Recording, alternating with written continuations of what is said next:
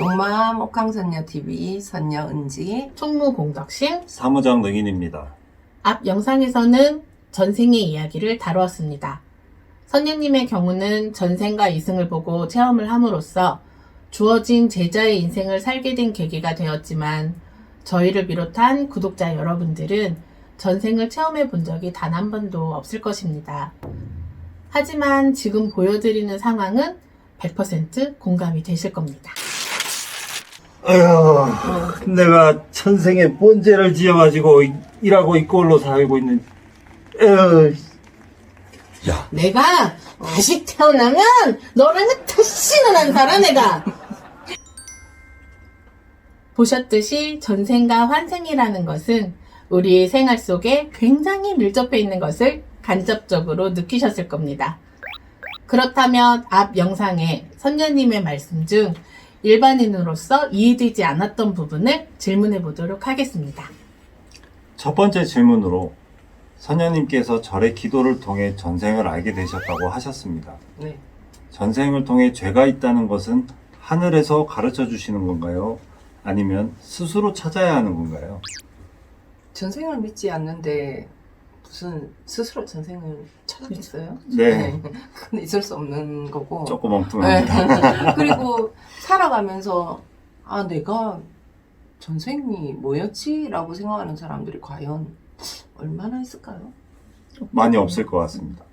그죠. 그런데 뭐 힘들었을 때 억울하거나 우울하거나 막 안 좋은 상황이 겹겹이 겹치고 막 힘들어질 때 이거 내 팔자야. 네. 네, 그죠, 네. 그죠. 그거와 마찬가지로 저도 굳이 제가 뭐 전생을 생각해 본 적도 없고 한데 기도 중에 그 전생이 보였던 거죠. 근데 그 기도 중에 보인 것은 신이 저에게 가르쳐 줬다라는 말인데 신이 이유 없이 저에게 절대로 가르쳐 주진 않는다라는 거죠. 신의 말이 쓰레기처럼 휴지통에 버려질 거는 무용지물이 되잖아요. 그렇죠. 그걸 네, 굳이 신들이 뭐하러 이야기를 하겠어요. 그 전생이 저는 제 인생에 답이 들어 있었다라는 겁니다. 일반인으로 평범하게 꿈조차도 꿔본 적도 없이 살다가 갑자기 모든 상황들이 그냥 엎치고 겹치고 막 해지면서 아프기도 하고 하면서 제자가 되어야 되겠다. 뭐 무당집에 막 몇 군데를 가봐도 제자가 돼야 된다고.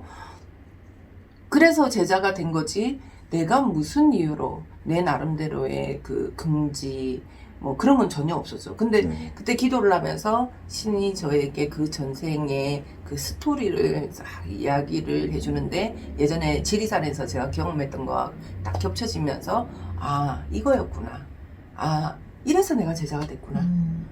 나는 앞으로 제자로서 이렇게 살아가야 되겠다라는 그 답이 들어있었던 거죠, 저는. 네. 제 인생의 전생이라는 것 자체가. 그래서 신에서 일러주게 된 거고. 그래서 제가 앞에 영상에서 전생은 나의 사주팔자 운명이라고 했던 겁니다. 나의 태생,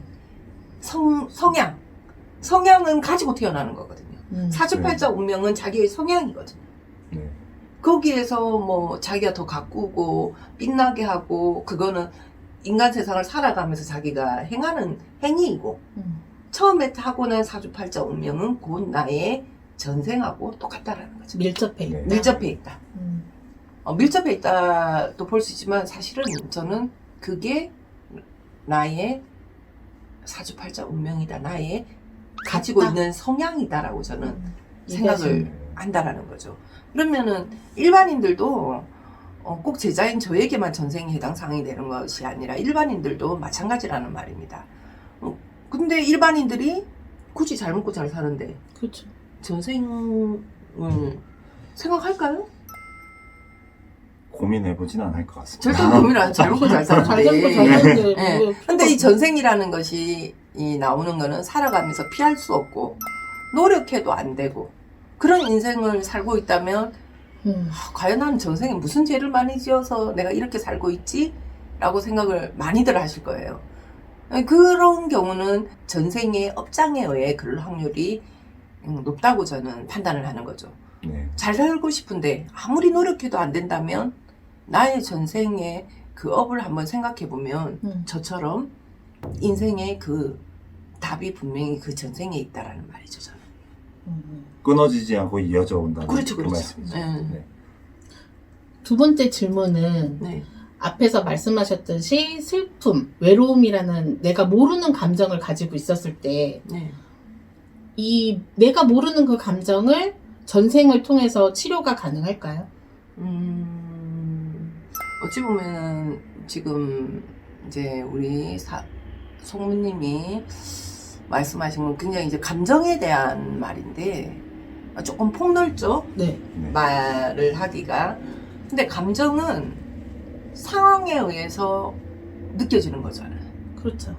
그럼 우리 총무님의 답을 해주려면은 벌어지는 상황을 이야기를 하게 되면은 그 답이 나올 것 같아요. 근데 상황에 의해서 그 감정이 생겨버리기 때문에 네, 맞습니다. 우리 내가 총무님이 얘기하는 거는 굉장히 방대한 거를 감정을 얘기한 거고, 네, 근데 그렇죠. 감정은 이렇게 쉽게 설명하기가 좀 쉬운 건 아니잖아요.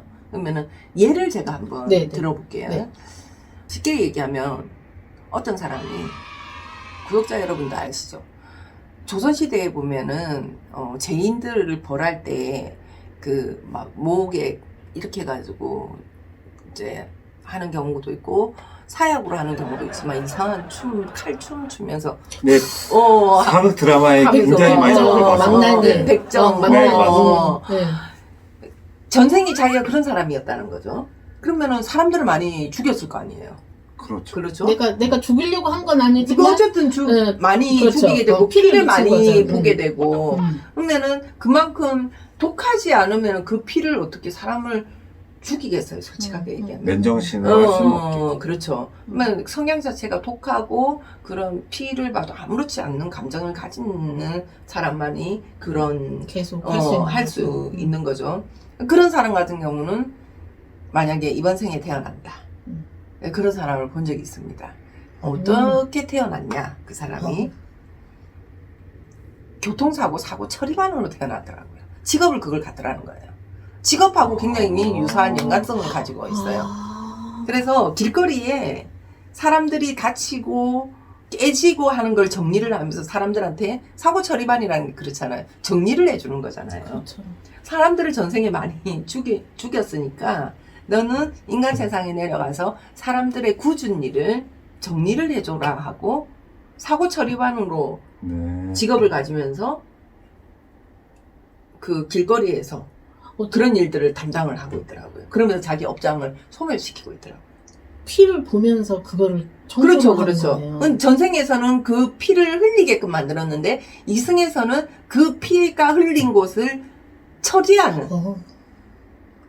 연결고리가 딱 맞아 떨어지는데요. 네. 그 한두 사람이 아니라 그 수많은 사람들을 그렇죠. 이렇게 했었던 분이 다시 네. 그 사고 처리반으로 오신다면 또 한두 사람이 아닌 많은 사람들에게 그 그렇죠. 전생의 죄를 씻는 거네요. 그리고 또 하나 또 있는데 믿기기 조금 힘든 부분인데 이분은 전생에 옹주였던 거죠. 근데 이 옹주라는 것 자체가 뭐 본 중전 밑에 있을 수도 있고 뭐 다른 부인들에 의해서 생길 수 있는 옹주들도 많잖아요. 그래서 이 옹주는 나라와 나라 간에 연결해주기 위해서 외국으로 시집을 간 거예요. 전생에. 네. 그런데 국가 간에 그런데 이승에 한 번 또 태어난 거예요. 왜냐면 조국을 그리워하면서 자기가 조국을 위해서 타국에 가가지고 그런 서러움이 있었을 거 아니에요. 그렇죠, 네. 그렇죠. 근데 이승에 또 태어났어요. 그런 분이.